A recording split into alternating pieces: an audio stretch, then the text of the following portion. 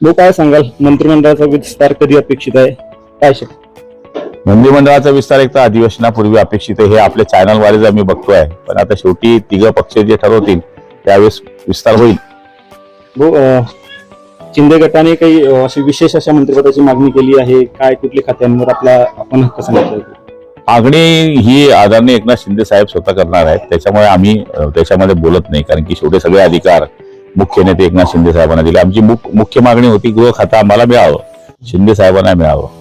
त्याच्यावरही अजून काही निर्णय झालेला नाहीये. बघूया आता 2-3 दिवसात काय होतं. शिंदे साहेबांच्या तुम्ही उजवा हात मांडणं गेलं, ज्या प्रमाणात शिंदेना उपमुख्यमंत्री पद दिलं तेवढंच हेवी पद आपल्याला मिळावं अशी कार्यकर्त्यांची मागणी. बघा, शिंदे साहेबांचे 56 उजवे हात आहे. त्यामुळे शिंदे साहेब हे सगळ्यांवर अतोनात प्रेम करतात. आणि आपण पाहिलं असेल की त्यांनी या निवडणुकीमध्ये सांगितलं होतं की 40 आमदारामध्ये 40चे 40 आमदार मी निवडून आणेल. आणि त्यांनी पाहिलं असेल आपण 36 आमदार निवडून आणले. 4 आमदार आमचे दुर्भाग्याने पडले.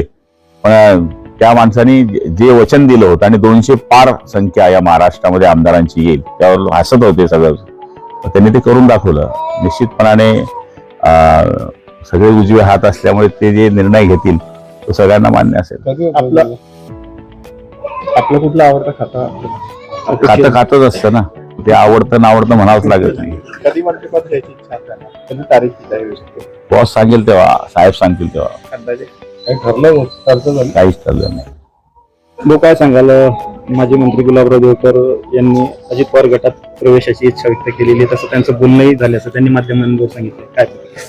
हा, गेले होते ते, पण ते काही लोकांनी त्यांच्या विरोध केलेला आहे की ज्या वेळेस अजित पवारांना ज्या काळामध्ये गरज होती त्यावेळेस त्यांनी प्रवेश केला नाही. आणि 84,000 मतं त्याला या कार्यकर्त्यांनी मिळवून दिली. मग उभाटा असेल किंवा त्यांचा शरद पवार साहेबांचा पक्ष असेल, अशी काय घाई आली की लगेच 8 दिवसामध्ये या माणसाला पळावं लागतंय. आतापर्यंत मला गद्दार म्हणत होते, मग आता त्यांना काय म्हणावं मी? गद्दार $2++ म्हणजे यांना काय म्हणावं? शेवटी एवढी गद्दारी माझ्या आयुष्यात मी कधीच पाहिली नाही. मी तर गद्दारी पक्षाशी केली नाही, भगव्याशी केली नाही, बाळासाहेबांच्या विचाराशी केली नाही. हे तर सरळ शरद पवारांची गद्दारी करताय. त्यांना माहिती आहे त्यांचे जे बरवटलेले हात आहे. मजूर फेडरेशनचे जे 10 कोटींचा प्रॉब्लेम आहे, जिल्हा मध्यवर्ती बँकेचा प्रॉब्लेम आहे, अटलांटा आहे, 4 वर्षाची झालेली शिक्षा आहे, हे सगळं बाहेर येईल. तो फिर बचाव, त्या पद्धतीनं बचाव करण्याकरता ते कोणत्या ना कोणत्या पक्षाकडे जाण्याचा प्रयत्न करतायत. पण आम्ही काही त्यांना सोडणार नाही. महायुतीत घटक पक्षाचे एक प्रमुख नेते म्हणून आपलं काय म्हणणं राहिले याच्यावर? त्यांना प्रवेश दिला पाहिजे का नको दिला पाहिजे? नाही, त्यांना दिलाही तर ते पक्ष बदनाम होईल. कारण की गुलाबराव पाटील म्हणतो म्हणून ते भ्रष्टाचारी असं नाहीये. हायकोर्टामध्ये केस चालू की त्यांनी पतसंस्थेच्या मधून 10 कोटी रुपये मजूर फेडरेशनचे काढलेले आहे. फक्त स्टे आहे त्याच्यावर. तो उठला की पैसे भरा आणि जेलमध्ये जा. अटलांटा गुलाबराव पाटलांनी काढले नाही. सुप्रीम कोर्टाने निर्णय दिला अटलांटामध्ये आरोपी आहे, 4 वर्षाची ऑलरेडी यांना शिक्षा आहे. हे संत नाही आहे. आणि त्यांचे जे मजूर फेडरेशनचे जे चिल्ले पिल्ले आहेत ते राहतात पाळतीत. आणि मजूर सोसायटी जी आहे बांबुरीत. मजूर सोसायटी ही ज्या गावात स्थापन झाली त्या गावाचेच लोक मजूर पाहिजे आहे. त्यामुळे ते सगळे मजूर फेडरेशनचे सगळे जे पिल्ले आहेत ते पण बाहेर येतील.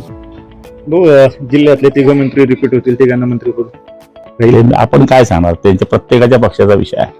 खडसे देखील भाजपमध्ये येण्याची चिन्ह दिसतात आहे, ते देखील आता सध्या भाजपच्या वाटेची चर्चा. कोणाच्या अंगात काय स्वप्न पडतं मला माहित नाही.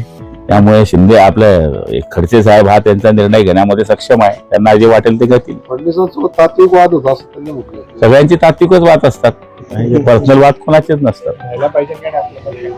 ते फडणवीस साहेब आहेत, पंचांग पाहून बरोबर करतील.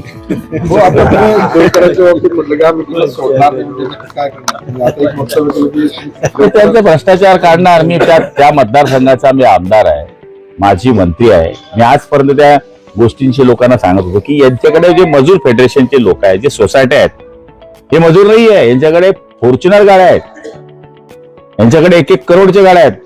हे फॉर्च्युनर मजूर आहेत.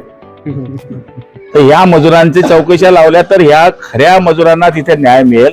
देवकरप्पा मजूर आहे का? IT रिटर्न भरणारा माणूस आहे, तो मजूर कसा होऊ शकतो? तर हे काढू ना. नवीन घडामोडी पाहण्यासाठी आजच आम्ही मुंबईकर 24 तासला लाईक करा, सबस्क्राईब करा आणि अपडेट रहा.